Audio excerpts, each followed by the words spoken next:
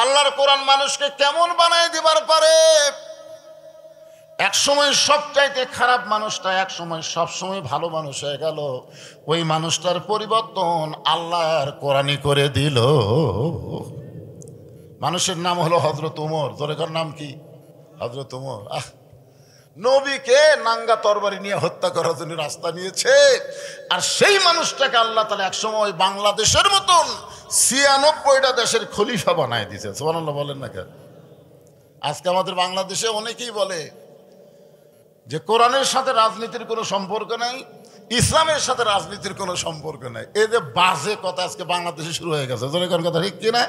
কারণ ওরা বুঝবার পারতেছে সব দেখা হলো শেষ, আগামীতে বাংলার মুসলমান দেখবে কোরআনের বাংলাদেশ। জোরে কোন কথা ঠিক কিনা? এই বুঝতে পারে আবল তাবল বকতেছে। আসলে এটা আমাদের সকলের দেখা দরকার আছে না নাই? জোরে কোন আছে না নাই? এই যে কি কেন আল্লাহ বললেন যালিকাল কিতাব লা রাইবা ফি হুদাল লিল মুত্তাকিন? কেন বললেন? যেই কিতাবের মধ্যে কোনো সন্দেহ নাই মুত্তাকিদের জন্য কোরআন হেদায়েত দিবে, সবার জন্য না। সবার জন্য কোরআন হেদায়েত দিবে। এখানে আল্লাহ বলতে পারতেন হুদাল লিন নাস, কিন্তু হুদাল লিল মুত্তাকিন বলার কারণ কি? কারণ হলো যে সবাইকে পাইকারি হারে কোরআন হেদায়েত দিবে না। আবু জেহেলও কোরআন শুনবে, আবু বক্করও কোরআন শুনবে। আবু জেহেল হেদায়েত পাবে না, আবু বক্কর হেদায়েত পাবে। জোরে কোন কথা ঠিক কি না? আজকে বাংলার জমিনে যারা আবু জেহেলের দল করে এরা তো কোরআন থেকে হেদায়েত পাবে না, বরং এরা চায় মানুষের আইনে বাংলাদেশ চলুক, আল্লাহর কোরআন থাকুক মাদ্রাসায়, কোরআন থাকুক মসজিদে, কোরআন থাকবে হুজুরের ওয়াজের মধ্যে, কোরআন কোনো সময় সংসদে নিয়ে যাওয়া যাবে না। জোরে কোন কথা ঠিক কি না? এরকম কিছু মানুষ আছে না নাই? জোরে কোন? হ্যাঁ। আল্লাহ সমস্ত মানুষের জন্য বলে নাই। আল্লাহ বললেন ইল্লাল্লাযীনা আমানু ওয়া আমিলুস সলিহাতি ওয়া তাওয়াসাউ বিল হক ওয়া তাওয়াসাউ বিস সবর। এখানে 4টা বিষয় আছে। জোরে কোন কয় বিষয়? রাত বেশি হয়ে গেছে তো একটু মনোযোগ দিয়ে শুনবেন বাজান। এত রাত জায়গা যখন আছেন, 1 নম্বর হলো ঈমান। জোরে কোন 1 নম্বর কি? ঈমান। আপনারা বলেন তো ঈমান যদি না থাকে পরকার 3টা দিয়ে কাম হবে। এই জন্য 1 নম্বরে কি? আরো জোরে। আমাদের বাংলাদেশের অনেক মুসলমানের ঈমান নেই। এখন হয়তো বলবেন হুজুর কেমনে? আচ্ছা, একটা লোক যদি সকালে এসে গল্প করে যে তুই কয়টা সিল মারছিস, তুই কয়টা মারছিস, তুই কয় দরজা জানলা বন্ধ করে 50টা মারছি। কারণ মার্কা দেখে মারা লাগবি তো, মোবাইলের আলোদের কি করিস? আর একজন বল তুই কয় টাকা? আরে পাগলাম 100টা মারছি। ঠিক মতো মারছিস তো কেউ দেখেনি? আরে দেখবে কে, দেখার কি আছে? আপনারা বলেন তো ওই 2 লোকের কান্দে 2টা ফেরেশতা আছে না নাই? ওরা যে বলতেছে দেখার কি আছে, কেউ দেখেনি। কেউ না দেখলেও কে দেখে? আরো জোরে। বিশ্বাস করা লাগবে যারা ইমানদার, কেউ না দেখলো আল্লাহ দেখতেছে, কেউ না লেখলেও 2 কান্দের ফেরেশতা লিখতেছে। জোরে কোন কথা ঠিক কিনা? খালি এই একটা বিশ্বাস যদি আমাদের অন্তরে থাকে, বাংলাদেশে কোনো খারাপই হবে না, কোনো দুর্নীতি হবে না, কোনো মানুষ অন্যায় করতে পারবে না। জোরে কোন কথা ঠিক কিনা? দরজা জানলা বন্ধ করে কম্বলের মধ্যে অশ্লীল ভিডিও যুবকেরা দেখতেছে, মনের মধ্যে বিশ্বাস কেউ দেখতেছে না, সবাই ঘুমিয়ে গেছে। এই সুযোগে আমি কাম করি কি? আপনারা বলেন তুই কিন্তু মুসলমানের বাচ্চা, ওর ঈমান নাই। ধর এখন কি নাই? কথা বলেন। 1 নম্বর হলো ঈমান। দেখবেন কতগুলো মানুষ মাথায় টুপি মুখে দাড়ি নিয়ে এইভাবে গজল গাইয়া বাবার দরবারে যাচ্ছে। আমার দয়াল বাবার দরবারেতে কেউ ফিরে না খালি হাতে। আপনারা বলেন তো যে লোকটা বলবে দয়াল বাবার দরবারেতে কেউ ফিরে না খালি হাতে, ওর ঈমান আছে? যখন ঈমান আছে, ওই যতই মাথায় টুপি মুখে দাঁড়িয়ে থাক, কারণ বিশ্বাস করতেছে না যে কার কাছে চাইতে হবে আর আমি কার কাছে যাচ্ছি। একটু ঈমানের দিক দিয়ে খেয়াল করবেন। সাহাবারা বললেন ইয়া রাসূলুল্লাহ, ঈমান আল্লাহ কোরআনের এই সূরা আসরের 1 নম্বর বিষয় দিলেন, ঈমান সম্পর্কে আমাদের একটু বলেন।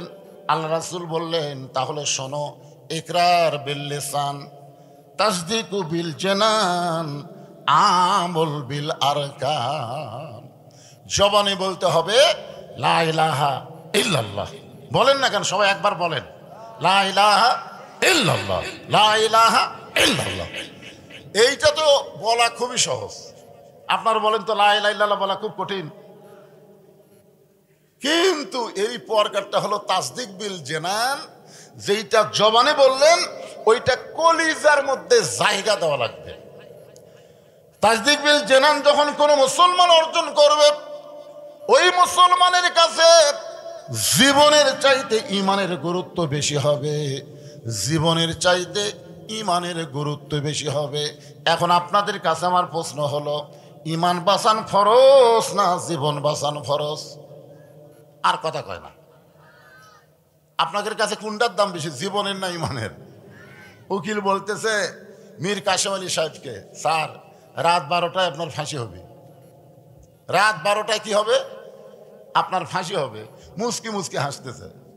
উকিল বলে হাসেন কেন? বলে এখন কয়টা বাজে? বলে 9:30। আলহামদুলিল্লাহ, 2.5 ঘন্টা সময় আছে, তাহলে খামাখা বসে থাকে কি করি, 2 ঘন্টা ঘুম পাড়ি। উকিল বলতেছে রাত 12টায় ফাঁসি হবে, 2.5 ঘন্টা সময় আছে, 2 ঘন্টা বলে ঘুম পাড়বি। ফাঁসিকে হাসি মুখে বরণ করে নিচ্ছে, জোরে কারণ সুবহানাল্লাহ। কারণ তার কাছে মৃত্যু কোনো ব্যাপার না, তো ব্যাপারটা হলো ইমান। জোরে কারণ ব্যাপার কি? হ্যাঁ। উকিল মন খারাপ করে বের হয়ে গেল। 2 ঘন্টা পর ফাঁসির কন্ডম ছিলে সে দেখে মীর কাশেম আলী সাহেব নাক ডেকে ঘুম পাড়তেছে। উকিলকে ডাক না দিলে তো চেতনই পায় না রে, আর 8 ঘন্টা সময় আছে। পায়ের আঙ্গুল লড়াইছে, চেতন পাওয়ার বলতেছে ভাইজান সময় কি হয়েছে? বলে না স্যার, এখনো 8 ঘন্টা বাকি আছে। ওযু করে 2 রাকাত নামাজ পড়ে কোরআনের সূরা মুজাম্মিল তেলাওয়াত করে সুন্দর একটা পাঞ্জাবি গায়ে দিয়ে মাথার চুল হাসরায় বলতেছে চলো উকিল যাই। উকিল বলতেছে আপনি যেভাবে রওনা দিচ্ছেন মনে হয় আপনি শ্বশুর বাড়ি যাবেন। আপনি কি জানেন স্যার, ফাঁসি মঞ্চে আপনাকে নিয়ে যাওয়া হবে, আপনার ফাঁসি হবে। মীর কাশেম আলী বলে উকিল ফাঁসি হবে আমার, আর তুমি কাঁদতেছ। যারা পরিচিত মুসলমান তারা বিশ্বাস করেছে আল্লাযী খালাকাল মাউতা ওয়াল হায়াতা লিয়াবলুয়াকুম আইয়ুকুম আহসানু আমালান ওয়া হুয়াল আজিজুল গফুর। তারা মেনে নিয়েছে আল্লাহ মৃত্যু এবং হায়াতকে সৃষ্টি করেছেন। এইভাবেই যদি আমার ফাঁসিতে মৃত্যু হয়, এখানে আমার আপত্তি করার দরকার নাই। আমার যেটা দরকার সেটা হল ইমানের সাথে আমি যেন ফাঁসির মঞ্চে যাবার পারি। ইমানের সাথে যদি আমার বিদায় হয়, ঘুমের ভিতরে আল্লাহ পাক আমারে দেখায় দিয়েছেন মীর কাশেম আলী ফাঁসির মঞ্চের ফাঁসির সাথে সাথে 8টা জান্নাত তোমাকে বরণ করে নিবে। ওয়ালা তাকুলু লিমান ইউকতালু ফি সাবিলিল্লাহি আমওয়াতুন বাল আহইয়াউ ওয়ালাকিন লা তাশউরুন। আল্লাহু আকবার। তাসদিক বিল জানান কি বুঝলেন? কি বুঝলেন? কলিজার মধ্যে ইমানের জায়গা দেওয়া লাগবে। ওই ব্যক্তির কাছে মৃত্যু কোনো ফ্যাক্টরি না, তার কাছে ইমানটাই হলো একটা বিষয়। দরকার হলে ইমানের বলে বলিয়ান হয়ে মৃত্যুকে মোকাবেলা করব আল্লাহর ইমান দিয়ে। জোরে কোন কথা, ঠিক কথা বলেন। আচ্ছা আপনারা বলেন তো, আবু সাইদের কাছে মৃত্যু কোনো ব্যাপার ছিল? মৃত্যু যদি ব্যাপার হতো তাহলে কেন বললো মার? কেন বললো মার? কারণ বাতিলের সঙ্গে আপোষ করে বাঁচা থাকার চাইতে হকের পক্ষে জীবন দেওয়া অনেক মজা আছে। জোরে কোন কথা, ঠিক কিনা? আপনার কি ওই ভিডিওটা দেখছেন? দেখছেন? আচ্ছা প্রথম তখন গুলি করলো, ওই কি করছে, ও বাবারে ও বাবারে ও বাবারে কইছে, একটা বড় কয়নি। তার কি বোঝা গেল যে আল্লাহ রাসূল বলেছেন শহীদের মৃত্যু একটা ছোট পিঁপড়া কাটার চাইতো কি কম। বোঝা গেল তখন গুলি করলো, দেখেন বুক দিয়ে রক্ত বের হচ্ছে, অথচ বেচারার মুখে করে হাউমাউ কান্নাকাটি কিছু নাই। ও আবার সামনে আসলো, আবার গুলি করলো, তারপরেও কিন্তু চিল্লাচিল্লি করতেছে না। ভিডিও আমি খুব জুম করে দেখছি। তারপরে যখন গুলি করলো, 2টা যুবক এসে ধরো, ধরার সাথে সাথে পড়ে গেল। আপনারা বলেন তো ওই খুব কষ্ট পাইছে? কি মনে হয় খুব কষ্ট পাইছে? আর দুনিয়া থেকে চলে যাওয়ার কি পর কি মরে গেছে? আপনাকে কি মনে হয় মরে গেছে যে কোরআনে আয়াত যে তেলাওয়াত করলাম? কি মনে হলো? আমার গ্রামে এ পর্যন্ত 3টা ছেলে জন্ম নিয়েছে, 3টার নামই রাখছে আবু সাইদ। আবু সাইদ যে এখন গন্ডগোল হবে। প্রথম নামটা আমি রাখছিলাম, নাম রাখার পরে সে আমাকে 500 টাকা হাতিয়ে দিয়েছিল, কিন্তু পরকার নাম ওটা শুনে ওরা রাখছে। চিন্তা করছেন আবু সাইদ কি মরছে? আবু সাইদ কি মরছে? পাড়ায় পাড়ায় আবু সাইদের জন্ম হচ্ছে। জোরে কোন কথা ঠিক কি না? আমার এক খালাতো বোনের মেয়ে হয়েছে। আমি অনেক মাহফিলে বলি, খালা আমারে মোবাইল করে বললো, বাবা বহু তদবির করে তোমার বোনের একটা মেয়ে হয়েছে, একটা ভালো নাম রাখো। আমি বললাম খালা হাসিনা। সেই খুশি হাসিনা। খালা 30 সেকেন্ড আমার সাথে কোনো কথা কয় না। আমি বললাম কে রে, কি হলো খালা, কি হলো খালা? এই তুই আলেম না জালেম রে, তোর কাছে একটা ভালো নাম চাইলাম আর তুই খুনি হাসিনার নাম বললি। এখান থেকে বোঝা গেল হাসিনা পলে যায় পোষা গেছে, আবু সাইদ জীবন দিয়ে অমর হয়েছে। তোর এখন কথা ঠিক কি না?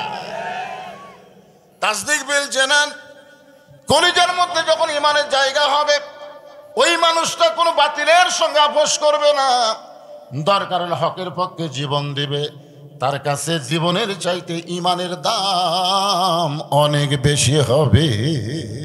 তার কাছে জীবন বাঁচান ফরজ না, ইমান বাঁচান ফরজ। আপনি যতই চেষ্টা করেন জীবন বাঁচাবার পারবেন? এই কথা কন না কেন, পারবেন? কতকগুলো বাঁচে আছে কিন্তু বাঁচার মতন না। এদের মাঝে মধ্যে কল রেকর্ড ফাঁস হচ্ছে, তোর এখন ঠিক কিনা? এ যে গাজীপুরের সাবেক মেয়র জাহাঙ্গীর আলমের খবর জানেন? গতকাল গাজীপুরে কি হচ্ছে? আয় রে, মাথার উকুন বাসার মতন, মাথার তো উকুন, মেয়ে মানুষের উকুন বাসা দেখছেন? দেখছেন? আমি দেখছি আমার ছোট মেয়ের উকুন তোর খালা বাঁচতেছে। একটার নাম হলো লিক, লিক মানে খুব ছোট। আর একটা নাম হলো ঢেলা। ওই ঢেলা বালে বুঝছেন কালিকে বুড়ে আঙ্গুলের প্রতি তখন ফুটে হয় এখানের ঢেলা। এখন গোটা বাংলাদেশে ছাত্রলীগ, যুবলীগ, আওয়ামী লীগ, উকুনের লীগ আর ঢেলা হয়ে গেছে। বাছাই করে করে টিপা হবে। জোরে কোন কথা ঠিক কিনা? লুকা হুঁশ পাচ্ছে না কে? আজকে আপনারা বোঝেন, তাসদিক বিল জানান, কলিজার মধ্যে যখন ইমান থাকবে ওই লোকটার কোনো ভয় থাকবে না, বরং ইমানের বলে বলিয়ান হয়ে মৃত্যুকে তারা জয় করতে চাবে। এই জন্য তাসদিক বিল জানানের সঙ্গে সঙ্গে রাসূল বললেন আমল বিল আরকান, ইমান অনুযায়ী আমল করা লাগবে। ইমানকে যদি রক্ষা করতে চান, দুনিয়াতে যত আমল আছে তার মধ্যে 1 নম্বর আমলের নাম হলো আকিমুস সালাত। দেখেন আল্লাহ কোরআনে প্রথমেই বললেন আল্লাযীনা ইউমিনুনা বিল গায়বি ওয়া ইয়াকিমুনাস সালাত। ইমানের পরে আমল যদি আপনি করতে চান, 1 নম্বর আমলের নাম হলো নামাজ। 1 নম্বর আমলের নাম কি? এ সবাই কর না কেন? ওই সলাত আর নামাজ। আমরা নামাজ করলে অনেকে বুঝি, কিন্তু সলাত করলে এটা আবার কোন সলাত রে? ক্ষীরার সলাত না টমেটোর সলাত? অত দরকার নাই, যেটা আমরা বুঝি সেটা বলতেছি। কোরআনে আল্লাহ সলাত বলছে, আর আমরা বাংলাদেশের লোক সাধারণত নামাজ করলে ভালো বুঝি। জোরে কোন কথা ঠিক কিনা? এখন আপনার বলেন তো, আমরা যদি ইমানকে রক্ষা করতে চাই, আমাদের যত আমল আছে 1 নম্বর আমলের নাম কি? সবাই বলা লাগবে। 1 নম্বরের নাম কি? লা সলাতা লা ঈমানা। যার নামাজ নাই তার ঈমান নাই। আপনারা কি মনে করতেছেন, যারা এখানে মাগরিবের নামাজ না পড়ে, এশার নামাজ না পড়ে বসে থেকে ওয়াজ শুনতেছেন, না মনে করেন আপনাদের মধ্যে যদি এরকম কেউ থাকে, থাকতে পারে না? থাকতে পারে? তাহলে বলেন তো, মাগরিব এশার নামাজ বাদ দিয়ে তারা ওয়াজ শুনতেছেন, তাদের অবস্থাটা এই মুহূর্তে কি? ওয়া আমিলুস সালিহা, সূরা আসরের 2 নম্বর বিষয় কি? নেক আমল। আমি ওয়াজ করতে বলেছিলাম অনেক সময়, আপনাদের মনে আছে কি না, যে মাথার টুপির উপরে পাগড়ি পরে কেউ যদি নামাজ পড়ে, আল্লাহ তাকে 70 গুণ সওয়াব দেয়। এই সওয়াবের আশায় লোকটা পাগড়ি পরেই নামাজ পড়ে। সওয়াবের দরকার আছে না নাই? কিন্তু একদিন মসজিদে গিয়া দেখে পাগড়ি আনে নাই। চিন্তাত পড়ে গেল, এত দূর বাড়ি আবার পাগড়ি আনতে যাব, কি করি? জামাত ধরি না পাগড়ি ধরি? আর ইমান বলতেছে জামাত হলো 27 গুণ, পাগড়ি হলো 70 গুণ। ইচ্ছা করেই জামাতে নামাজ তরক করে সবাই যখন বাড়িতে গেছে, ওই মসজিদের ভিতরে গিয়ে এক টানি লুঙ্গি খুলে আড়াআড়ি ভাঁজ দিয়ে মাথাত বান্ধিছে। মাথাত বান্ধে রুকুর থেকে যখন শেষদাত গেছে, এমন সময় এক মুসল্লি মসজিদ ঢুকে থেকে সর্বনাশ, এটা কোন নামাজ? 5 হাত মারছে থাবা, লাভ দুটো বলতেছে আমারে মারলে কেন ভাই? বলে মারার কারণ হলো তোর লুঙ্গি গেল কোথায়? বলে আপনার কি চোখ নাই? লুঙ্গি আমার মাথায়। পরনের লুঙ্গি মাথায় কেন? বলে সোয়াবের আশায়। পাগড়ি পরে কেউ যদি নামাজ পড়ে আল্লাহ তাকে 70 গুণ সওয়াব দেয়। লোকটা আফসোস করে বলে পাগল, লুঙ্গি পরা হলো ফরজ আর পাগড়ি পরা হলো সুন্নাত। লুঙ্গি পরা কি? আরো জোরে বলেন। আর পাগড়ি পরা হলো সুন্নত। এশার নামাজ পড়া হলো ফরজ আর ওয়াজ শোনা হলো মুস্তাহাব। এশার নামাজ বাদ দিয়া যারা ওয়াজ শুনতেছে, তারা লুঙ্গি খুলিয়া মাথায় পাগড়ি পরিছে। যারা বলবেন আমার সঙ্গে গুনগুন করে বলেন তো, বলেন বলেন বলেন, সবাই বলেন, বলবেন না? যারা বলবি না মনে করবেন এরা এশার নাম হলাই ওয়াজ শুনতেছে। হ্যাঁ, সবাই বলেন, এশার নামাজ বাদ দিয়া যারা ওয়াজ শুনতেছে, তারা লুঙ্গি খুলিয়া মাথায় পাগড়ি পরেছে। আমার ওয়াজ শুনতে শুনতে যারা, ওয়াজ শুনতে শুনতে যারা ফজর বাদ দিবে, লুঙ্গি খুলিয়া তারা মাথায় পাগড়ি পরিবে। নামাজের কথা বললি, ও বাবা রে, শোনেন, আমাকে ওয়াজ দিয়ে নামাজ হবে না, নামাজ হবে না। নামাজ কায়েম করতে গেলে আল্লাযীনা ইম্মাক্কান্নাহুম ফিল আরদ, মুসলমানের মধ্যে কোন দল যখন ক্ষমতায় যাবে, ক্ষমতার চেয়ার পাওয়ার সাথে সাথে তার 1 নম্বর দায়িত্ব হলো আকামুস সালাত। যেরকম ঠিক কিনা? তো আগামীতে কোন দল ক্ষমতায় গেলে নামাজ কায়েমের বিল পাস করবে, আপনারা মনে মনে চিন্তা করেন তো এই দলের নাম কি? মনে মনে কথা, আরে মনের কথা মুখ দিয়ে প্রকাশ হয়ে গেছে, তার মানে জনগণ বুঝিয়ে গেছে। ধরে কোন কথা, কথা কন না গে, কথা কন। একমাত্র নামাজ, আল্লাহ কোরআনে বলেছেন ইন্নাস সালাতা তানহা আনিল ফাহশাই ওয়াল মুনকার। একমাত্র নামাজই পারে মানুষকে যাবতীয় বেহুদা এবং খারাপি কাজ থেকে বাঁচায় দিতে। এ কথা কার? আরো জোরে বলেন। আমাদের যুবকগুলো বাহিরে ঘুরতেছে, আমাদের যুবকগুলো রাস্তায় ঘুরতেছে, আমাদের যুবকগুলো কতগুলো মেয়েদের সঙ্গে মিস কল মারতেছে। জোরে কোন কথা, ঠিক কথা কন না কেন? এগুলা থাকবে? আপনারা বলেন, নামাজ যখন কায়েম হবে এগুলো থাকবে? কার কথা? ইন্নাস সালাতা তানহা আনিল ফাহশাই ওয়াল মুনকার। একমাত্র নামাজই পারে মানুষকে যাবতীয় বেহুদা এবং খারাপি থেকে বাঁচাই দিতে। 1 নম্বর হলো নামাজ। পুরুষ মানুষের জন্য আমি বলতেছি, এই নামাজ কিন্তু জুমার নামাজ না, এই নামাজ হলো 5 ওয়াক্ত নামাজ। জোরে বলেন, কয় ওয়াক্ত?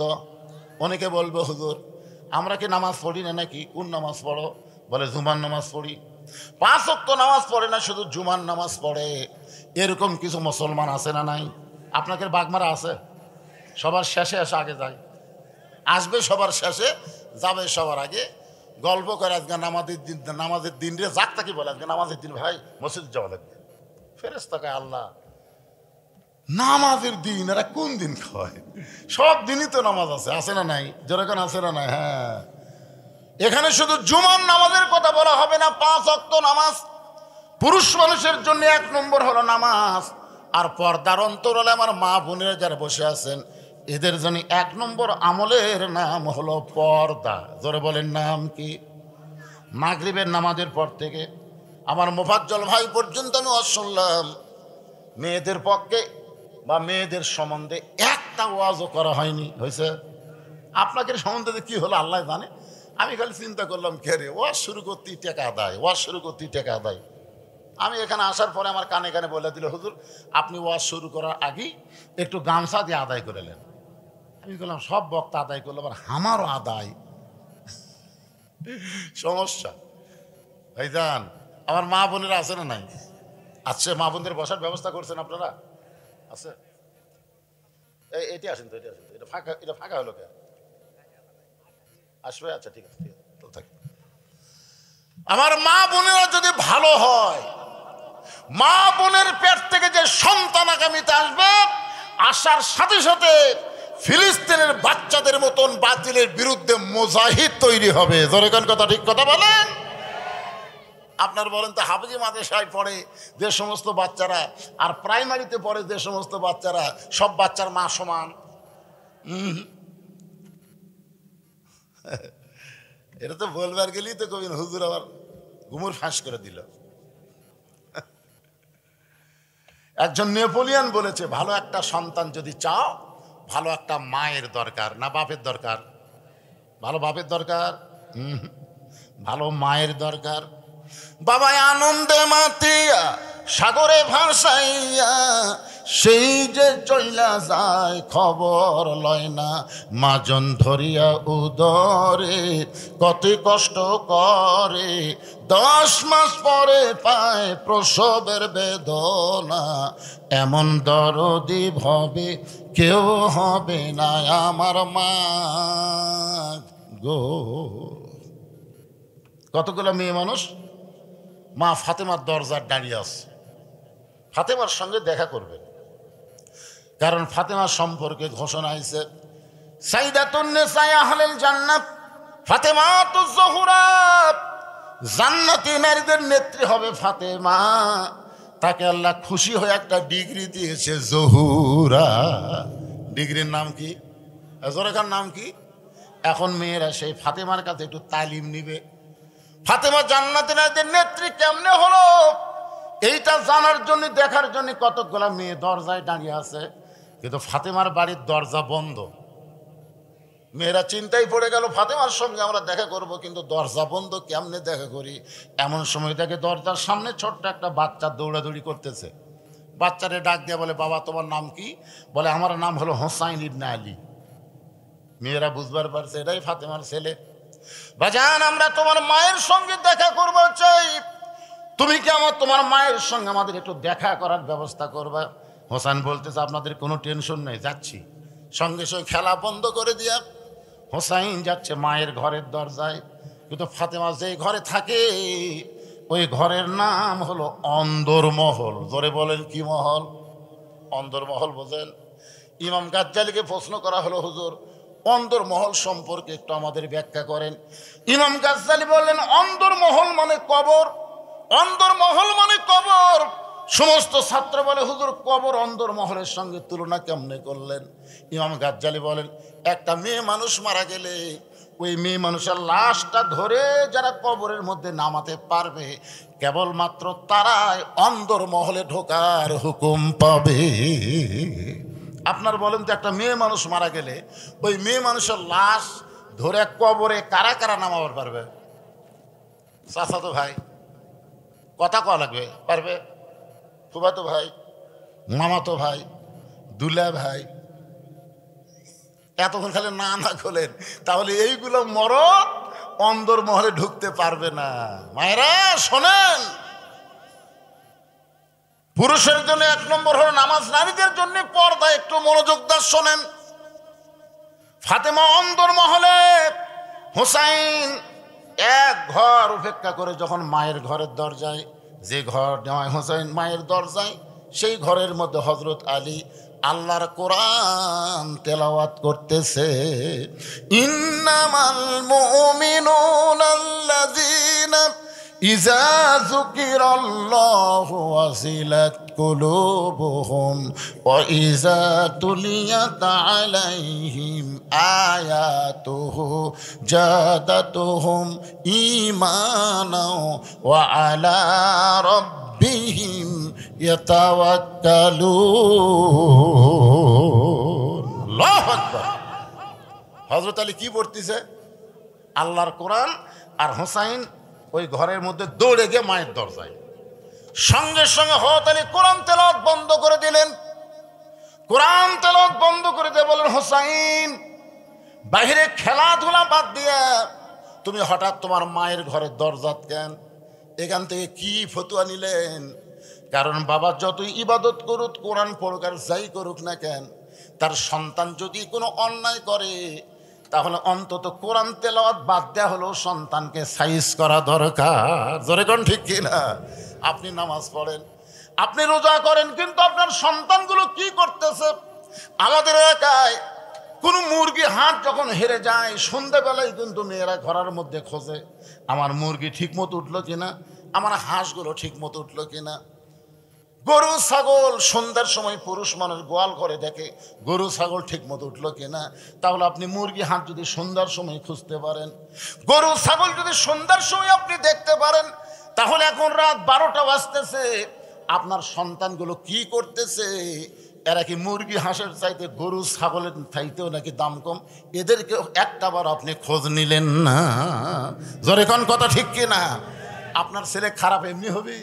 আপনি গরু ছাগলের ব্যাপারে সজাগ, মুরগি হাঁসের ব্যাপারে সজাগ, কিন্তু আপনার সন্তানকে আপনি কার নামে ছেড়ে দিচ্ছেন?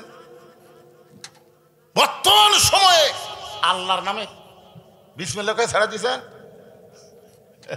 বর্তমান সময়ে আপনার ছেলেকে একটু যদি বিয়া খেয়ালে রাখেন, ওই যে কখন কোন প্যাচের মধ্যে পড়বি বুঝতে পারছেন? আপনার মনে করতেছে আমি তো নামাজ পড়ে রোজা করে আমার ছেলে যা হোক। তাই তাই আল্লাহ কোরআনে বলেছেন, কু আনফুসাকুম ওয়া আহলিকুম নার, জাহান্নামের আগুন থেকে বাঁচতে গেলে তুমি একলা বাঁচলে হবে না, তোমার আহাল পরিবার নিয়ে বাঁচা লাগবে। হুকুম কার? এবারে চাচাই দে কি বাবা? আচ্ছা বসেন, হয় সামনে বসেন, ঠিক মতো দেখে পাচ্ছে না। কি বুঝতেছেন? কোরআন শরীফ পড়া বাদ দেয়। শোনেন আমার দিকে তাকান, কোরআন শরীফ পড়া বাদ দেয়। কি বাইরে খেলাধুলা করতেছিলি, খেলাধুলা বাদ দে, তোর মায়ের ঘর দরজা। তার মানে বোঝা গেল আপনি যতই ইবাদত করেন, আপনার ছেলে মেয়ে কি করতেছে আপনার খেয়াল করার দরকার আছে না নাই? দরকার আছে না নাই? আপনি তো হাজি সাহেব, কিন্তু আপনার মেয়ে যে গোটা পাড়া মিস কল মারতেছে হাজি সাহেব। আমার এলাকার এক হাজি সাহেব বলতেছে, হুজুর এই যে আপনারা ওয়াজত উঠে রাজনীতির ওয়াজ করেন, আপনারা কি রাজনীতি ছাড়া কোনো ওয়াজ জানেন না? আমি কইলাম, ভাই আপনি হজ করবার যাই তো রাজনীতি করছেন। হুজুর আমি হজ করবার রাজনীতি করছি মানে? আপনি জানেন না, বোঝেননি, তাই বুঝতে পারতেছেন না। আপনি আল্লাহর কাবা ঘর সামনে থেকে বলেননি ইন্নাল হামদা ওয়ান নিমাতা লাকাওয়াল মুলক লা শারিকা লাক? আপনি বলেননি? হুজুর এটা তো বহুবার কইছি। তাহলে এ লাকাওয়াল মুলক লা শারিকা লাকের মানে কি? হুজুর আমি তো আরবিত কইছি, আমি তো বাংলা বুঝিনি। আরে পাগলা, এ লাকাওয়াল মুলক লা শারিকা লাকের অর্থ হলো রাজনীতির ভিতরে, রাজত্বের ভিতরে একমাত্র আল্লাহ ছাড়া আমি অন্য কাউকে স্বীকার করি না। তুমি আল্লাহর ঘর সামনে নিয়ে আল্লাহর রাজনীতির স্বীকার করে আসা, বাংলাদেশে তো আসা মানুষের রাজনীতি করতেছে, আর তুমি মনে করছো আমি হাজি হচ্ছি। তোমার লাকাল পাজি দুনিয়াত নাই। জোরে কোন কথা ঠিক কিনা? হজ করার আগে আপনি যে দল করেন সমস্যা নাই, কিন্তু হজ করার পরে আপনি স্বীকারোক্তি দিয়েছেন আল্লাহ ছাড়া কোনো মানুষের দল করা যাবে। অনেক হাজি আছে মানুষের দল করতেছে। একটু মনোযোগ দিয়ে শুনবেন। আপনি হজ করছেন বলে, আরাফার ময়দানে গেছেন বলে আপনি নিষ্পাপ তা কিন্তু না। হজে যাওয়ার আগে সব জমি ছেলেরে দিয়া মেয়েরে ফাঁকি দিয়ে আপনি চলে গেছেন। আপনি যখন জামরায় পাথর মারতেছেন, শয়তান পাথর মারা আছে না নাই? এই কথা কেন আছে না নাই? যে হাজি সব সম্পত্তি বেটাক দিয়ে বেটিক ফাঁকি দিয়ে শয়তানের পাথর মারতেছে। শয়তান কয় আল্লাহ এই শালা বড় শয়তান হামাক মারে পাথর, এ কি মারা দরকার? ধরে কর কথা কন না কেন? একটু মনোযোগ দিয়ে শুনবেন। হযরত আলী হোসেনকে থামায় বলতেছে, বাবা বাইরে খেলাধুলা বাদ দে, মায়ের ঘরের দরজায় কেন আইলা? হোসেন বলতেছে, বাবা কতগুলো মেয়ে মানুষ দরজায় দাঁড়িয়ে আছে, তারা আমার মায়ের সঙ্গে দেখা করতে চায়, আমার মা তাদের সঙ্গে দেখা দিবে কিনা এইটা জানার জন্য আমি মায়ের ঘরে ঢুকতেছি। আলী বলতেছেন, হোসেন তোমার বয়স কত? তুমি যে মায়ের ঘরে ঢুকতেছ তোমার বয়স কত? তখন বলে, বাবা আমার বয়স কত আপনি ভালো জানেন, আপনি ভালো জানেন। আলী বলতেছে, এই জন্য তো থামে দিছি পাগলা, তোর বর্তমানে যে বয়স চলতেছে এই বয়সে যখন তখন মায়ের ঘরে ঢোকা যাবে না। মায়ের ঘরে ঢুকতে গেলে মায়ের অনুমতি নিয়ে তারপরে ঢোকা লাগবে। যখন থেকে সন্তান একটু বুঝবার পারে তখন থেকে সন্তান ঘর থাকা অবস্থায় স্বামী স্ত্রী প্রেম করাও যাবি না। আপনার বলেন তো সন্তান কখন বুঝবার পারে? আপনি যদি আপনার বউ চুমা খান বুকের মধ্যে নেন, কখন বুঝবার পারে কোন তো? 7-8 এত বছর দিলেন। হ্যাঁ, দেখছেন এখানে বলা হয়েছে দুধ পান করার বয়স। দুধ পান করার বয়সে সন্তান দেখবার পারলেও স্মরণ রাখতে পারে না। যখন থেকে দুধ পান করা শেষ হয়ে গেল তারপরে সন্তানকে আল্লাহ একটা মেমোরি দিল, ওই দেখে অন্তত 2-1 ঘন্টা স্মরণ রাখতে পারে। 2.5 বছর বাচ্চার সামনে যদি আপনার বউকে আদর করেন, ওই বাইরে এসে বলতে পারে আব্বা তাই মাক চাপে ধরছিল রে, এটা বলতে পারে। হাসতেছেন? এরই নাম হলো ইসলাম। 14ই ফেব্রুয়ারির নাম ইসলাম না, 14ই ফেব্রুয়ারি হলো বেশ্যা দিবসের নাম। ধরে কোন কথা ঠিক কিনা? ভ্যালেন্টাইন ডে, বিশ্ব ভালোবাসা দিবস। কেন ভালোবাসা বিয়ের আগে না পরে? বাংলার জনগণ কথা বলেন, ভালোবাসা বিয়ের আগে না পরে? খালি কোরআন তো বাংলাদেশ চললে এ সাফা ভাঙ্গা দেওয়া হবে। জোরে কোন কথা ঠিক কিনা? পার করছে তুমি বউ ছাড়া কি ফিল্ডিং মারতিছা? আজকে ফেব্রুয়ারি কয় তারিখ? আমার এলাকার যুবকেরা বলতেছে এবার ইউনুস আছে পারে, এবার মনে হয় হবি। তাহলে চিন্তা করে দেখেন, ইউনুস নবীরে খাইলো মাছেতে গিলিয়া, ফেরেশতা পাঠাইলেন আল্লাহ ইসমে আজম দিয়া, দমে দমে সে হরদম পড়ে সে ইসমে আজম, মাছেরই উদর হইতে বাঁচাইলা প্রাণ। সবাই বলেন আল্লাহু আল্লাহু, তুমি জানলে জালালুহু, শেষ করা তো যাই না গিয়ে তোমার গুণগান। মাছ প্যাকের মধ্যে লিয়া তাকে আবার উগলে ফেলে দেওয়া লাগছে। জোরে কোন কথা ঠিক কিনা? আর ভারত, ভারত বাংলাদেশ গিলবো খালি আয়, ইউনুস মরদ হয়ে বসে আছে। জোরে কোন কথা ঠিক কিনা? আমেরিকার ডোনাল্ড ট্রাম্প ইউনুসকে 4 বার সালাম দেয়, 4 বার। আর শালা বাংলাদেশের কতগুলো কুতকুতারা ইউনুস রে চিনে না। এটা কি মাল বসে আছে বুঝবার পারছে? খালি বুড়া না হলে দেখে দিল। জোরে কোন কথা ঠিক কিনা? কারণ মানুষ যখন বুড়া হয় তখন তার ধৈর্য শক্তি একটু বেশি হয়। হায় হায় কি অবস্থা রে! আল্লাহর বান্দার একটু মনোযোগ দেবেন। 14ই ফেব্রুয়ারি বিশ্ব ভালোবাসা দিবস, বেহায়া দিবস। এই বছর বাংলার জমিনে চলতে দেওয়া যাবে? চলবে না। আমি আজকে আপনারা আমার সঙ্গে বলবেন 14ই ফেব্রুয়ারি, আপনারা বলবেন কাতি মাসে কুত্তা দিবস, বলতে পারবেন না? হয়ে যান 14ই ফেব্রুয়ারি, হ্যাঁ কাতি মাসে কুত্তেই। ভালোবাসা কারে কয় একটু খোঁজেন। হযরত আলী বললেন হোসাইন, এখন তোমার যে বয়স হয়েছে, এই বয়সে যখন তখন তুমি তোমার মায়ের ঘরে ঢুকতে পারবা না। তোমার মা ঘরের মধ্যে কি অবস্থা আছে, তোমাকে হঠাৎ ঢুকতে দেখে সেই তো বিব্রত হতে পারে। তোর কোন কথা ঠিক কিনা? তাহলে একটু সন্তান বড় হলে মায়ের ঘরে ঢুকতে অনুমতি লাগে। আবার মেয়েরা যখন বড় হবে ওই মেয়ের ঘরে বাবা ঢুকতেও কিন্তু অনুমতি লাগবে। আমাকে আল্লাহ কোনো ছেলে দেয়নি, আমি আফসোস করি না। আমাকে আল্লাহ কোনো ছেলে দেয়নি, বহু চেষ্টার পরেও আবার মেয়ে দিছে না। বহু চেষ্টা করি, চেষ্টা বলতে না দোয়া দরুদ না, হলো না। আল্লাহ দিছে, মেয়েই দিছে, আমাকে আল্লাহ ছেলে দেয়নি। বিশ্বাস করেন আমার মেয়েরা যেন কোনো সময় বলতে না পারে যে বাবা মেয়ে হওয়ার কারণে আমাকে দেখতে পারেনি। এই জন্যে আমার প্রত্যেকটা মেয়েকে 3 বছর পর্যন্ত আমার বুকের উপর আমি ঘুম পাড়াইছি, আমি দোলনা ছোঁয়াইনি। আর মা গল্প করে তোর বাবা তোদের এত ভালোবাসে। মা মেয়েরা খেলে ওরে তাহলে ছেলে না হয় তো আব্বা আমাকে খুশি হবে। আসলে মেয়েরা কিন্তু অনেক সময় অনেক কিছু মানুষের কাছে শুনে তোর বাপের বেটা নাই, যা করবি কামাই, সব খাবি জামাই, মোদের না, এরা সব কয় তো কয় না। তখন মেয়েদের মন খুবই খারাপ হয়। এত ভালোবাসার মেয়ে, এত দরদের মেয়ে এখন বড় হয়ে গেছে, আমার কাছে আর আসতে চায় না। যা দরকার হয় মায়ের কাছে বলে, মা আমাদের এটা লাগবে, মা এটা লাগবে। আমি একদিন মেয়ে 3টাকে বললাম, বাবা তোদের ছোটবেলায় এত দরদ দিয়ে বড় করেছি, এখন তোরা এত শরম কেন করিস মা, এত শরম কেন করিস? মেয়েরা বলে বাবা আপনি আমাদের দেখে শরম করেন, আমি আপনাদের দেখে শরম করি। এখান থেকে বোঝা গেল মেয়েদের এমন একটা বয়স হবে যে বয়সে বাবা যদি মেয়ের ঘরে ঢুকতে চায় তাহলে মেয়ের অনুমতি লাগবে। জোহরের নামাজ পড়ে আল্লাহর নবী ফাতেমার বাড়িতে আইছে, দরজায় সালাম দিলে ফাতেমা দৌড়ে এসে বলে বাবা এখনকার মতো আপনি ফেরত যান, আপনার জন্য আমি দরজা খুলতে পারবো না। নবী বলে ফাতেমা আমি তোমার বাবা হইয়া তোমার চাঁদ মুখটা এক নজর দেখতে চাই।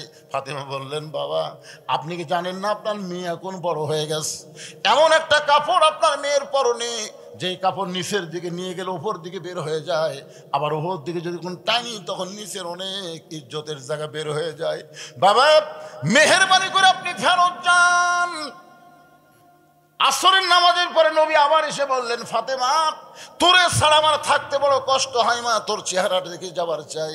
ফাতেমা বললেন বাবা আপনি কি জানেন না আমার বাড়িতে এমন কোনো কাপড় নেই যে কাপড় পরে আমি বাবার সামনে দাঁড়াই। সঙ্গে সঙ্গে নবী আমার জানলার কাছে গিয়া এক টানে গায়ের চাদর খুলে বললেন ফাতেমা এই চাদরটা পরে আমার জন্য দরজা খুলে দে। ফাতেমা যখন দরজা খুলে দিল নবীর গায়ের চাদর পরে, নবী তাকায় দেখে ফাতেমা, ফাতেমার চোখ দুইটা কালিমা পড়ে গেছে। রাসূল বলে ফাতেমা এত কষ্টের পরেও তুই জানো আল্লাহর প্রতি বিশ্বাস হারা হোস না মা। ৩৩ বার সুবহানাল্লাহ, ৩৩ বার আলহামদুলিল্লাহ, ৩৪ বার আল্লাহু আকবার আমল কর। বাল তুসিরুনাল হায়াতাদ দুনিয়া ওয়াল আখিরাতু খায়রু ওয়া আবকা। এই তুচ্ছ দুনিয়া তোর জন্য কষ্ট হতে পারে, আমি নবী বলতেছি আখিরাতকে আল্লাহ তোর জন্য সুন্দর করে সাজায় রাখছে। জোরে কর না সুবহানাল্লাহ। আলী বলতেছে হোসাইন তোমার এখন বয়স হচ্ছে 5 বছর, এখন তুমি তোমার মায়ের কাছে যাইও না, তোমার মা কি অবস্থা আছো তুমি এমন, এখন আমার কাছে আসো। সঙ্গে সঙ্গে হোসেন বাবার কাছে আসলে হত আলী তার হাতে যে কোরআন শরীফ ছিল এদিকে তাকান, যেটাই পড়তেছিল কোরআন ওটা বললেন হোসেনকে ধর ধর।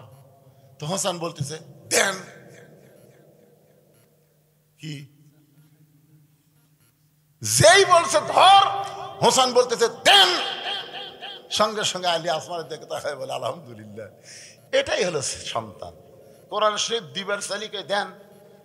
আর এখনকার এই যে আপনাকে রাগডুম বাগডুম ঘরাডুম সাজে ঢাক ঢোলক ঝাঁতর বাজে, বাঁচতে বাঁচতে চললো ঢুলি ঢুলি গেল কমলা ফুলি, ওই পিঠের ওর ব্যাগ লিয়ে খাড়া হয়ে মারতেছে, হ্যাঁ যন্ত্র বাড়ি করে খাড়া হয়ে মারতেছে। আমি বললাম কে রে বা বসে পেশাব করে, কোন ক্লাসে পড়িস তুই পড়িস চাষা, তো কেমনে পেশাব করা লাগে তোর স্যার শিখাইনি? স্যার যে কথা প্রাইমারি পেশাবখানা যাই দিকে আমার স্যারই খাড়া হয়ে পেশাব করে চাষা, ওর স্যারই খাড়া হয়ে মারে, তাহলে বসে।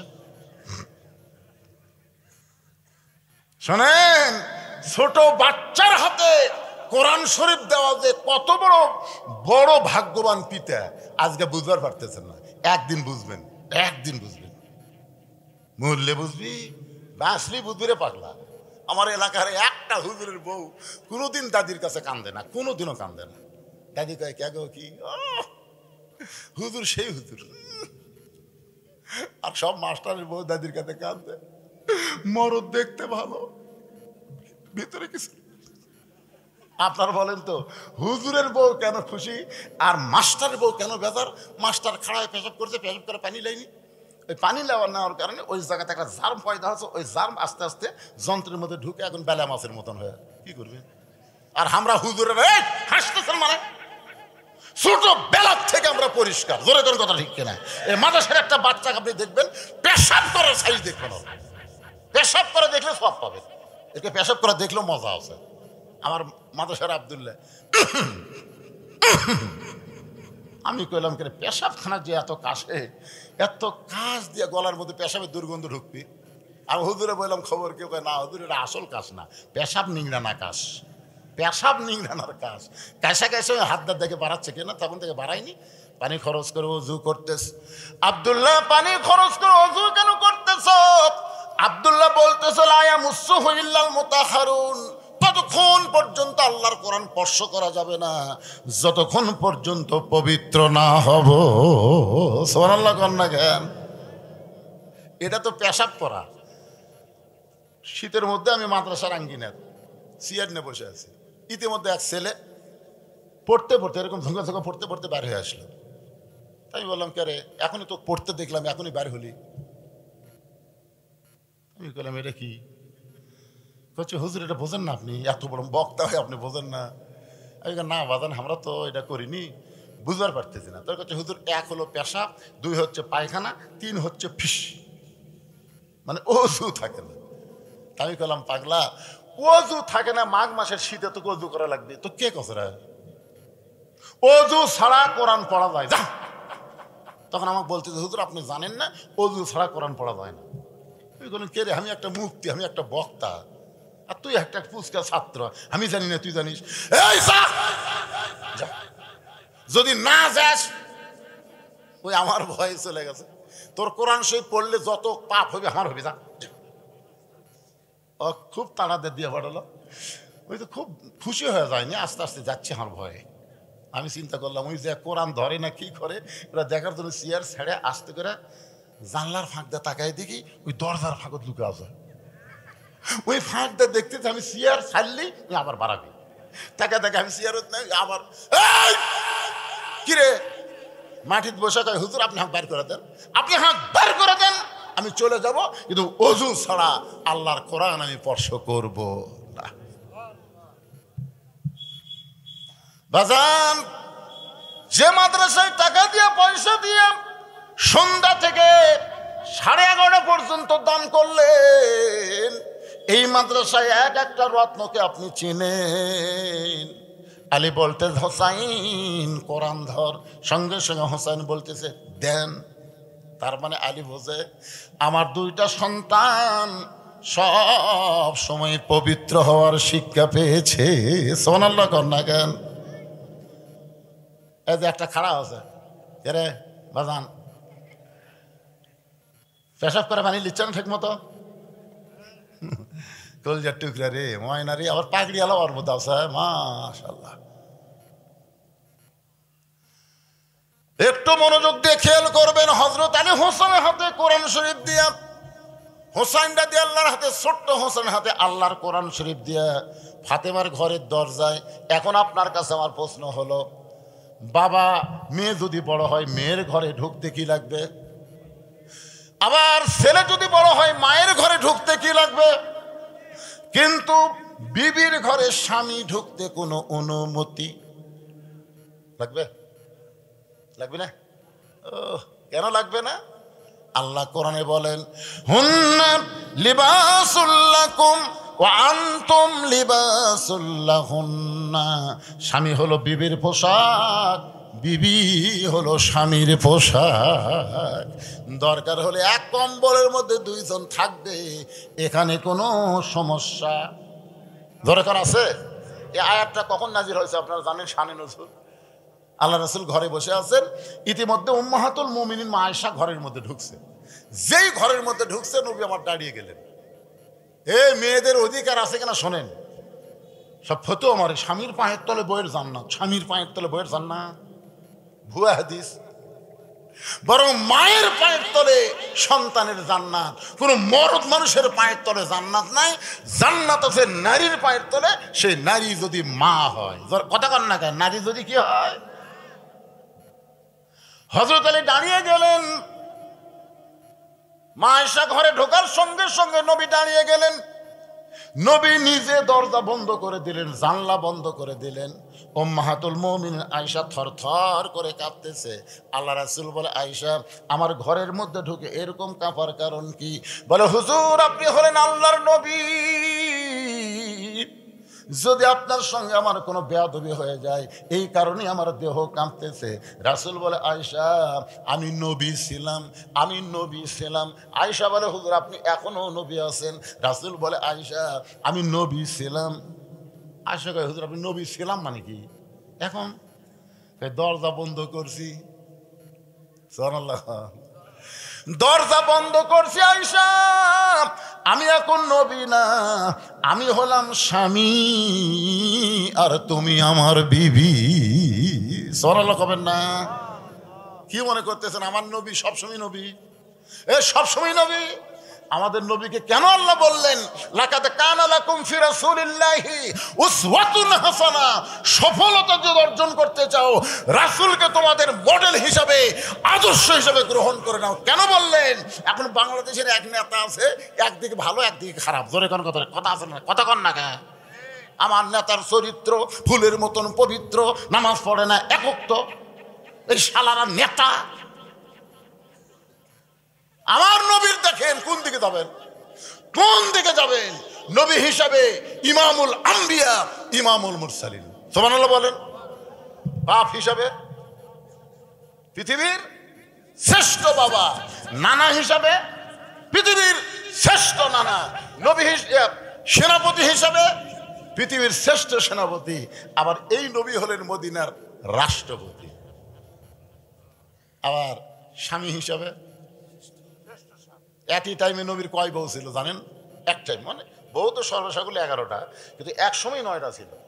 একই টাইমে 9টা বউ ছিল। নবীর বউয়ের একদিন নবীকে খুব পরীক্ষার মধ্যে ফেলে দিল।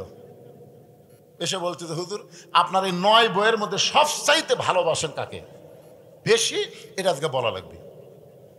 নবী চিন্তা করে দেখলো কাকু বেশি ভালোবাসে সে যদি আমি বলি তাহলে তো জ্ঞানজাম শুরু হয়ে যাবে। জোরে কথা ঠিক কিনা? নবী বলে আজকে বলবো না, আগামীকাল বলবো। রাতের বেলা সমস্ত বিবি যখন ঘরে ঘরে গেছে, নবী প্রত্যেক বিবির ঘরের দরজার যায় হাতের 2টা খুরমা খেজুর দিয়ে বলতেছে তোমার 2টা খেজুর দিলাম, কাউরে দান করে না। আর এক বইয়ের হাতের দূরে থেকে খবরদার কাউরে দান করে না, শর্ত দিলাম কাউরে দান করে না। সবাই মনে করতেছে খালি হামাকি দিছে। সকালবেলা বলতেছে যার হাতে 2টা খেজুর দিছি তাকে আমি সব চাইতে বেশি ভালোবাসি। প্রত্যেকটা বিবিরা মুচকি মুচকি হাসে। 9টা বইয়ের মন জোগানোর বিশ্ব নবী হলেন আমাদের নবী, অথচ আমরা একটা বইয়ের মন জোগাবার পারি না। জোরে কোন কথা ঠিক কিনা? মা আয়েশা দৌড়ে এসে নবীর বুকের মধ্যে মাথা ঢুকায় বলতেছে ওগো নবী, আপনি শুধু বিশ্ব নবী না, আপনি হলেন পৃথিবীর 1 নম্বর স্বামী। 1 নম্বর স্বামী যখন নবীরে কইছে, নবী আস্তে করে আমার হাতের দিকে তাকান, এই ডান হাতটা মা আয়েশার পিঠের উপরে দিয়ে একটা ঠাসি মারছে। এই সুন্নত আদায় করলে 100 গলা কাটা শহীদের সব পাবেন।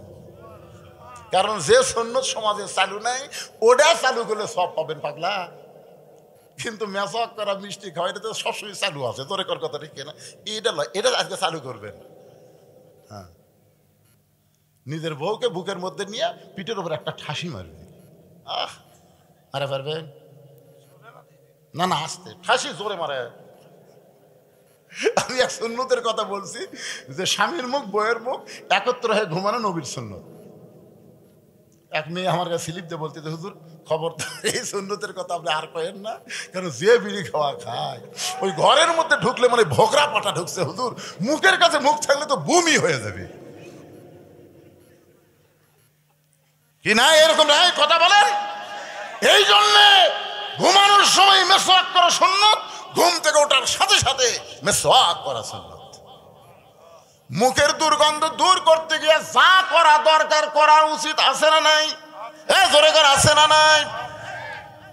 নবী আয়েশাকে বুকের মধ্যে নিয়ে যখন একটা ঠাসি মারছে, এমন সময় আল্লাহ ডাক দিল জিবরাইল যা যা আল্লাহর নবীর কাছে কোরআনের আয়াত নিয়ে যা। ফেরেশতা জিবরাইল বলে আল্লাহ আমি তো আপনার হুকুমে আয়াত নেই নবীর কাছে যাই, কিন্তু আজকে এইরকম বলার পিছনে কারণ কি? আল্লাহ বলে জিবরাইল আমার নবী ঘরের মধ্যে যে আমল করতেছে এই আমলে আমি আল্লাহর আরশ পর্যন্ত খুশি হয়ে গেছে।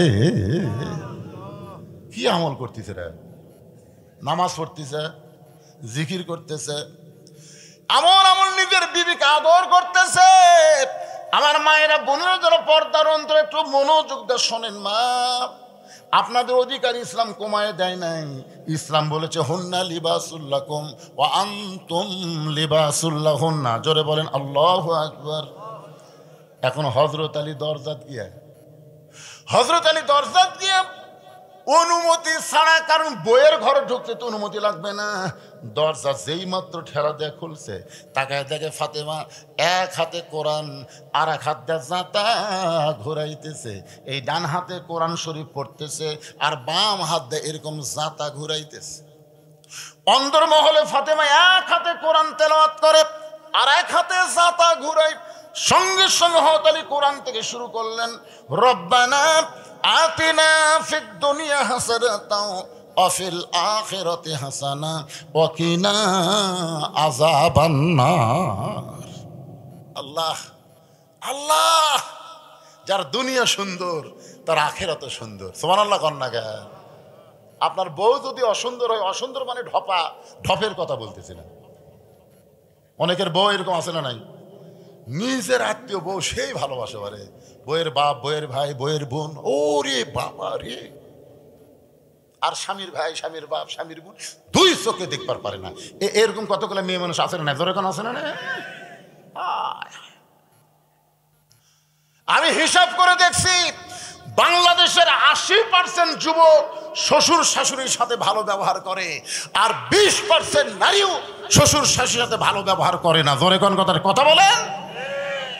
আমি আমারটার খবরই তো জানি, আমারটার খবর। যত বড় হুজুর হই, আমারটা তো মাল ভালো নয়। শুনে পাক ভিডিও দেখছে তো, কারণ আমার বউদে আমি উদাহরণ দেবো না, আমি মানুষের বউদে দিয়া খোবান খাবো নাকি, দরকার নাই। আজকে খুব খেয়াল করবেন মায়েরা, পর্দার অন্তরে যারা বসে আছেন একটু সাবধান হয়ে স্বামীর আত্মীয়র দিকে মহব্বত করবেন, নিজের আত্মীয়কে যেমন মহব্বত করেন। কারণ প্রত্যেকটা স্বামী চায় তার শ্বশুর শাশুড়িকে খুশি রাখতে। জোরে কোন কথা ঠিক কি? কথা কয় না রে বারে। হ্যাঁ, অনেক স্বামী কিন্তু এরকম আছে, অনেক ছেলে। আমাদের বাংলাদেশের ছেলেগুলো ভালো, কিন্তু মেয়েরা খুব একটা ভালো না। হযরত আলী আল্লাহর কোরআন থেকে তেলাওয়াত করলেন, সঙ্গে সঙ্গে ফাতেমা জাঁতা ঘুরান বাদ দিয়ে, জাঁতা ঘুরান বাদ দিছে, কোরআন তেলাওয়াত বাদ দিছে। কোরআন তেলাওয়াত করতেছিল সেটাও বাদ, জাঁতা ঘুরান বাদ দিয়ে দৌড়ে এসে বুড়া আঙ্গুলে ভর দিয়ে হযরত আলীর কপালে একটা চুমা খাইছে। সুবহানাল্লাহ কবেন না? আলী বলতেছে, ফাতেমা জাতা ঘুরান বাদ দিলে, কোরআন তেলাওয়াত বাদ দিলে, আমার দরজায় এসে আমাকে চুমা দিলে। ফাতেমা বলতেছে, স্বামী গো, আল্লাহর নবী বলেছেন স্বামী যখন বিবির কাছে আসবে, বিবির সমস্ত কাজ কাম আল্লাহ হারাম করে দিবে, একমাত্র কাজ হলো স্বামীকে খুশি করা। আপনাদের পক্ষে ওয়াজ হচ্ছে, জোরে সুবহানাল্লাহ কোন। 1 নম্বর কাজ কি? স্বামী খুশি করা লাগবে। ফাতেমা জান্নাতি নারীদের নেত্রী, স্বামীকে খুশি করতেছে, কোনো কাজ করা যাবে না। শুধু ফরজ নামাজ যদি বউ শুরু করে দেয়, তখন স্বামী যদি ডাকে উত্তর দেওয়া যাবে না, কারণ আল্লাহর হুকুম আগে। জোরে কোন কথা ঠিক কিনা? কিন্তু নফল নামাজ, কোরআন তেলাওয়াত যদি করে, তাহলে স্বামী ডাকা মাত্রই নামাজ বাদ দিয়ে স্বামীর ডাকে উত্তর দেওয়া লাগবে। স্বামীর হুকুম ছাড়া নফল রোজা করা যাবে না। নফল রোজা করা যাবে, যাবে, স্বামীর হুকুম দেওয়া লাগবে যে আমি এই মাসে কয়টা রোজা করে চাই। স্বামী তো খুশি হলো, করো, রোজা করলে তার খারাপ না। কিন্তু স্বামীর হুকুম ছাড়া রোজা থাকছে। এখন শীতের দিন রাতের বেলা, বোঝেন না কষ্ট, স্বামী বলতেছে আসো একটু, না রোজা আছি। এটা কোন রোজা রে? মা ফাতেমা বলতেছেন বিবির সমস্ত কাজ কাম হারাম হয়ে গেল, একমাত্র কাজ হলো স্বামীকে খুশি করা। ওগো স্বামী, কোরআন তেলাওয়াত বাদ দিয়ে অসময় আপনি ঘরের মধ্যে ঢুকলেন কেন? আলী বলতেছেন, ফাতেমা আমি ঘরের মধ্যে ঢুকতাম না, কিন্তু তোমার হোসাইন যেই বলছে তোমার হোসেন, ফাতেমা চমকে বলে, আমার হোসেন আবার কি বেয়াদবি করলো? আল্লাহ রাসূল বলেছেন, ফাতেমা আমি যতদিন দুনিয়াতে ছিলাম মা, তোর 2টা বেটাকে আমি সামাল দিয়েছি, কিন্তু আমি নবীর দুনিয়া থেকে বিদায় নিলে এ হাসান হোসেনকে একটু দেখিস মা, তুই ছাড়া এদের কেউ থাকলো না। রাসূল বলে, ফাতেমা আমি দুনিয়া থেকে বিদায় নেওয়ার পর তোর হাসান হোসেন তোকে খুবই কষ্ট দেবে, সবসময় নানার বায়না ধরবে, নানা কোথায় গেল, নানা কোথায় গেল। ও ফাতেমা আমি তোকে বলে যাচ্ছি মা, হাসান হলো অবিকল, আমি নবীর মতো, কিন্তু হোসেন একটু জেদি। এই জেদি হওয়ার কারণে আমি নবী ওর একটু বেশি ভালোবাসি। রাসূল বলে, ফাতেমা তুই হোসেনকে একটু বেশি আদর দিবি, আমি নবীও দিয়েছি, তুইও দেশ মা। কারণ হোসেন একটু জেদি। যেই হযরত আলী বলেছেন তোমার হোসাইন, সঙ্গে সঙ্গে ফাতেমা চমকে বলে আমার হোসাইন এমন কি করলো? বলে তেমন কিছু করে নাই। দরজায় কতগুলা মেয়ে মানুষ দাঁড়িয়ে আছে, তারা তোমার সঙ্গে দেখা করবার চায়। হোসাইন আইছিল তোমার দরজায়, কিন্তু আমি তাকে দরজা থেকে টেনে নিয়ে আল্লাহর কোরআন হাতে দিয়ে তোমার ঘরে ঢুকেছি। ফাতেমা বলতেছে ওই বাবা মা হলো সবচাইতে বড় ভাগ্যবান, যার শিশু বাচ্চার হাতে থাকবে আল্লাহর কোরআন। আচ্ছা, এইটা শোনার পরে সুবহানাল্লাহ বলতে আপনাদের ভিতর বাধা আসতেছে? ওই বাবা মা হলো সবচাইতে বড় ভাগ্যবান, যার শিশু বাচ্চার হাতে থাকবে আল্লাহর কোরআন। আপনি কি করলেন? হোসেন হাতে কোরআন শরীফ দিয়েছে, আলী বলতেছে হ্যাঁ ও কোরআন শরীফ দিয়েই তো আমি ঢুকছি।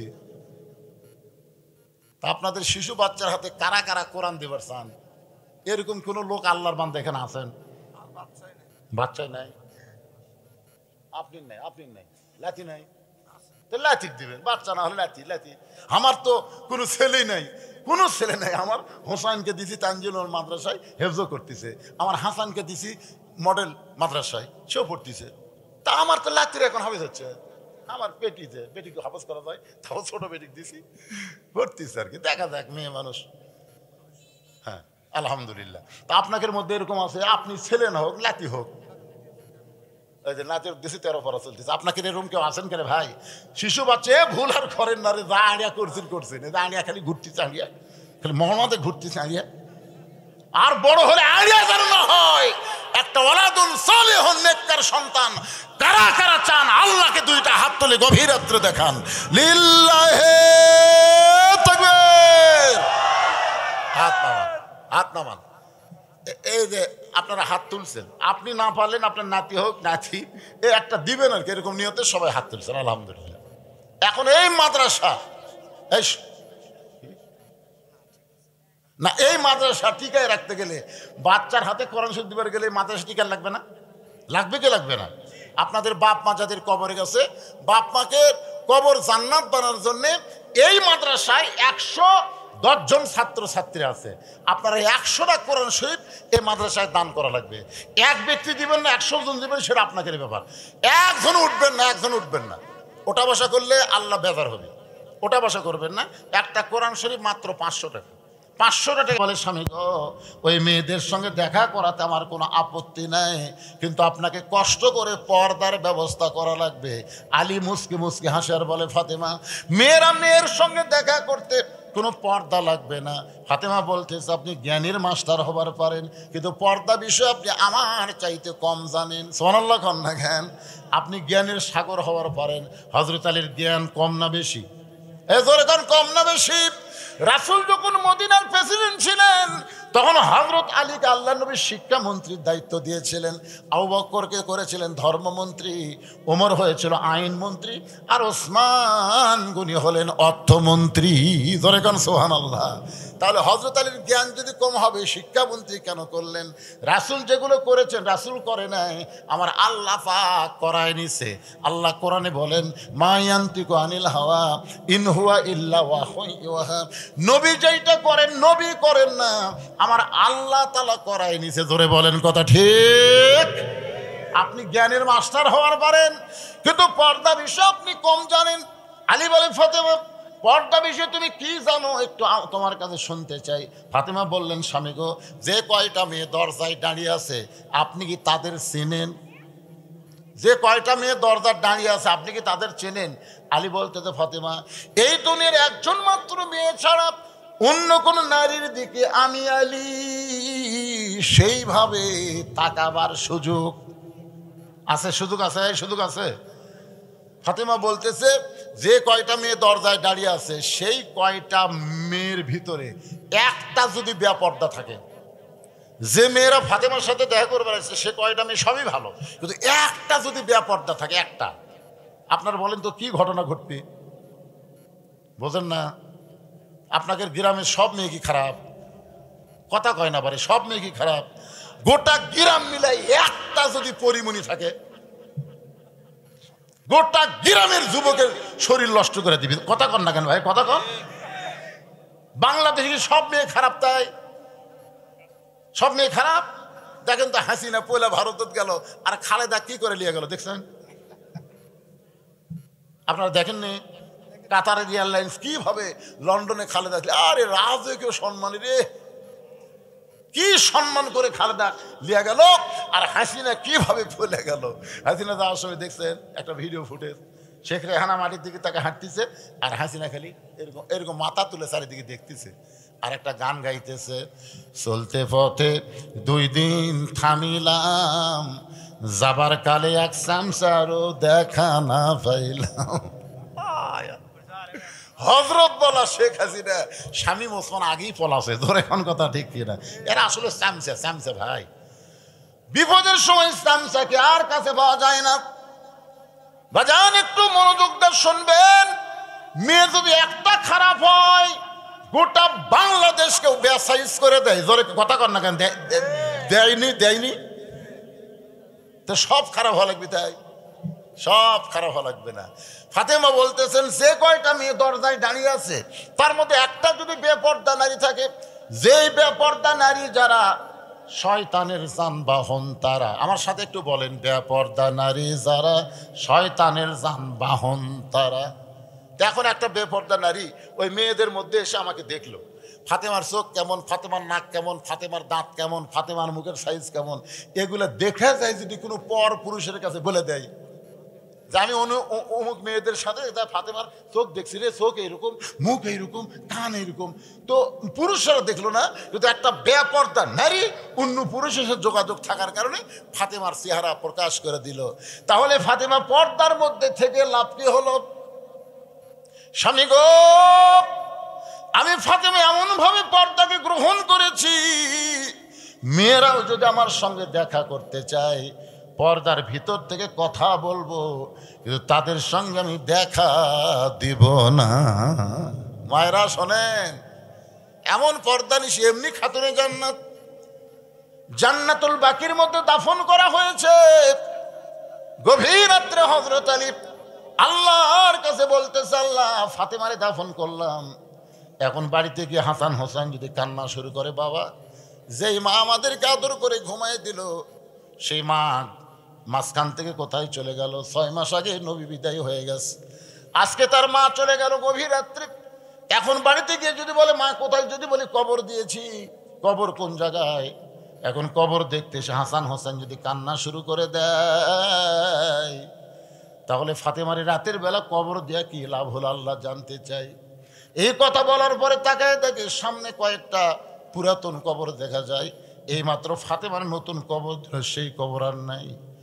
হযরত আলী জান্নাতুল বাকির মধ্যে দৌড়ে আর বলে, ফাতেমার কবর, ফাতেমার কবর। কে যেন আওয়াজ তুলে বলে, আলী রে, ফাতেমা পর্দা নিশি, আমি আল্লাহ জোহরা ডিগ্রি দিয়া ফাতেমার কবরটাকে কিয়ামত পর্যন্ত পর্দা করেছি। পুরুষের 1 নম্বর হলো নামাজ, আর নারীদের 1 নম্বর হলো পর্দা। ওয়া আমিলুস সালিহা, নেক আমলের ওয়াজ আমি করে দিলাম আজকের মতো। 3 নম্বর হলো তাওয়াসবিল হক, হক কথা বলতে হবে, হক পথে চলতে হবে। হকের পথে চলতে গিয়া যদি বাধা বিপত্তি, জেল জুলুম, ফাঁসি হয়, সেটাকে লিয়াবলুয়াকুম আইয়ুকুম আহসানু আমালা, সুন্দর আমলের পরীক্ষা হিসাবে আল্লাহ কবুল করে নিবে। আল্লামা সাইদ হুজুরকে আমরা এত দোয়া করছি, জেলের মধ্যে কি চেহারা, যখন জেল থেকে হাসপাতালে যাচ্ছে একটা হাসি দিছিল, আপনারা দেখছেন হাসিটা দেখছেন না? এই হাসি দেখে মনে হচ্ছিল হুজুর আরো অনেক বছর ইনশাল্লাহ, এরকম কিন্তু একটা মনে হচ্ছিল, তাই না? কিন্তু ওনাকে হাসপাতাল নিয়ে গিয়ে হত্যা করা হলো। এই জন্য একটা গানও গাই আমরা, এখন 60 গাই, কেউ আর কিছু কর পারে না, ওরা খালি উঠমট কামড়ায়। আল্লামা সাইদি তুমি মরনি, শহীদ হয়েছ আমরা এটাই জানি। আল্লাহ আল্লাহ আল্লাহ বলতেছেন, ওয়ালা নাবলুওয়ান্নাকুম বিশাইইম মিনাল খাউফি ওয়াল জুই ওয়া নাকসিম মিনাল আমওয়ালি ওয়াল আনফুসি ওয়াস সামারাতি ওয়া বাশশিরিস সাবিরিন। হকের পথে চলবো ভাই, হক পথ তো বুঝতেছেন, হক পথ বোঝেন আপনারা? যেই পথে আমার আল্লাহ খুশি, যেই পথে আল্লাহ রাজি, কোরআনের পথই হলো সবচাইতে সত্য পথ। জোরে কোন কথা ঠিক কিনা? হক কথা বলবো, হক পথে চলবো, তাওয়াসাবিল হক। এরপরে আল্লাহ বলতেছেন তাওয়াসাবিস সবর। এই হকের পথে চলতে গেলে নানা রকম বাধা বিপত্তি আসবে। কেউ বলবে ওরা ধর্ম ব্যবসা করতেছে, কেউ বলবে ধর্ম নিয়ে রাজনীতি করতেছে, অনেক কথাই বলবে। এই কথাতে আমাদের গরম হলে চলবে না, আমাদেরকে ধৈর্য ধারণের শিক্ষা দেওয়া লাগবে। জোরে কোন ঠিক না? আপনারা বলেন তো, ইসলামী আন্দোলনের বর্তমান বাংলাদেশে যে আমির, সে আমিরের কথাবার্তা শুনলে কখনো কি মনে হয় তার ভিতরে সামান্য পরিমাণ অহংকার আছে? শুনছেন কখনো? এমনভাবে বলে দেওয়া হচ্ছে মাওলানারা কোরআনের মঞ্চে কোনো দলীয় টার্গেটে বক্তব্য দিবা না, কোরআনের হক কথা বললেই মানুষ বুঝতে পারবে কারা কোরআনের দল, কারা বাংলার জমিনে কোরআনের আইন চাই। এটা কিন্তু জনগণকে গাধার মতন বুঝান লাগবে না। আদা কথা বুঝলি আদম বোঝে। জোরে কোন কথা ঠিক কি না? আদা কথা বললি আদম বোঝে। আপনাকে গাধা তাই বুঝতে পারতেছেন না আমি কোন বিষয়ে কথা বলতেছি? অতাও সবের সবর। কোনোদিনও বাচ্চা হয়নি, বিয়ে হয়েছে মেয়েটার, এবার প্রথম বাচ্চা হবে, প্রথম বাচ্চা। এখন প্রথম বাচ্চা যে মেয়ের হবে, ওই মেয়ে কি প্রসব বেদনা বোঝে? জোরে কোন বোঝে? এবার প্রথম যে, ওরে বাবারে, প্রসব বেদনা যখন শুরু আছে, গলার দড়ি দেবো, বিষ খামো, মরে যাবো, এই জীবন রাখবো না। দাদি নানি দৌড়াচ্ছে, এই এই এই মায়ের পায়ের তলে সন্তানের জান্নাত। তুই যে এরকম গলার দড়ি দিবে চাস, বিষ খাবার চাস, এই এই এই এরকম চিল্লাচিল্লি করলে রাস্তার মানুষ শুনে কি কবি রে? মায়ের পায়ের তলে সন্তান, ধৈর্য ধর। একটা জোর করে গলা ধাক্কা দিয়ে ঘরের মধ্যে লিয়ে দেয়া, বিছনা শুয়ে থুয়া, নরম কাপড়, একটু উষ্ণ উষ্ণ গরম পানির মধ্যে কপালে সেঁকতে পারে, ধৈর্য ধর, ধৈর্য ধর। তারপরে যখন বাচ্চা পেটের নিচের দিকে আসতে বুঝলেন, এই জোরে কান্দিস না, রাস্তাতে মানুষ যাচ্ছে পাগলি। মানুষ কবি যে এরা কেমন মারে, বাচ্চা লেওয়ার সময় এই কান দিচ্ছে, গোটা পাড়ার লোক জানবি, ধৈর্য ধর, অথবা সবে সবর। দাঁতের মধ্যে দাঁত, দাদি দাদি খালি ধৈর্য ধর। এদিকে বাচ্চা টানতেছে, এক সময় মা বেহুশ হয়ে গেছে। মা বেহুশ হয়ে গেছে, বাচ্চারে গোসল করানোর পর ওই বাচ্চা যখন মায়ের বুকের উপরে দেয়, বাচ্চার পরশে আল্লাহ মায়ের হুঁশ ফিরে দেয়। মা বাচ্চাকে জিব্বা বের করে চুমা খায়, আদর করে, বুকের মধ্যে নেই। দাদি নানি বলে লাত্তি দিয়ে ফেলে দিত, এক লাত্তি দিয়ে ফেলে দে। এরই জন্য গলা দড়ি দিবার চালি, এরই জন্য বিষ খাবার চালি, একবার আদর করতেছিস। মা বলে দাদি, কষ্টের পরে এমন শান্তি আমি পাবো এটা আগে বুঝি নাই। বুকে বাচ্চা নেওয়ার সঙ্গে সঙ্গে আমার প্রসব ব্যথা আমি সব ভুলে গেছি। 2000 ছাত্র জনতা জীবন দিল, 30,000 ছাত্র জনতা পঙ্গু হলো, 1000-এর মতন ছাত্র জনতা চক্ষু চলে গেল। কারো একটা হাত আছে, কারো একটা পা নাই, কারো মুখ আছে, মুখের মধ্যে দাঁত নেই। এত রক্তের বিনিময়ে যদি আমরা দেখতে পাই আগামীবার কোরআনের বাংলাদেশ, কলেমার পতাকা পথ করে উঠতেছে, মা যেমন প্রসব বেদনা ভুলে যায়, আমরা আগামীর কোরআনের বাংলাদেশ পেয়ে আমরা সব ব্যথা ভুলে যাব। আল্লাহ এই দৃশ্য বাংলার জমিনে আমাদের দেখার তৌফিক দান করুক। সকলে বলে আল্লাহুম্মা আমিন। আপনারা কি দোয়া করেন? করেন? আচ্ছা, আলহামদুলিল্লাহ। এই দোয়া ধরলে কতগুলো এমন দৌড় মারে বাবা। আস্তাগফিরুল্লাহাল্লাযী লা ইলাহা ইল্লা হুয়াল হাইয়ুল কাইয়্যুম লা আতুবু ইলাইহি। সবাই হাত তুলে আল্লাহুম্মা আমিন।